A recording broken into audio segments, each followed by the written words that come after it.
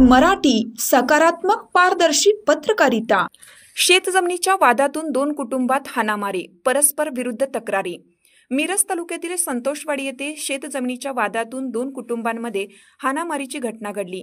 या प्रकरणी दोन्ही बाजूंनी एकमेकांविरुद्ध मिरज ग्रामीण पोलीस ठाण्यात तक्रारी दाखल करण्यात आल्या आहेत। घटनेत दोन्ही पक्षातील काही जण जखमी झाले आहेत। प्राप्त माहितीनुसार तानाजी शिवाजी भोसले हे आपल्या शेतजमिनीच्या मोजणीसाठी विचारणा करण्याकरिता गेले असता संजय भोसले व अभिषेक भोसले यांनी त्यांच्यावर खिशातील मिरची पावडर फेकून त्यांना मारहाण केली।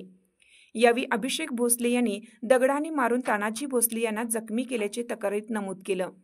या झटापटीत तानाजी भोसले, ओंकार भोसले व शहाजी भोसले हे सुद्धा जखमी झाल्याचे तानाजी भोसले यांनी आपल्या तक्रारीत सांगितले।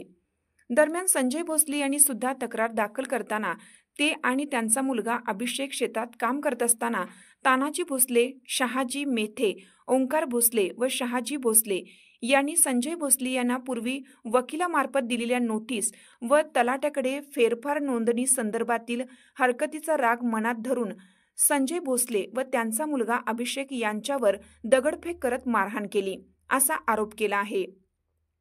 या दोन्ही तक्रारीवरून मिरज ग्रामीण पोलिसांनी परस्पर विरोधात गुन्हे दाखल केले असून पुढील तपास सुरू आहे।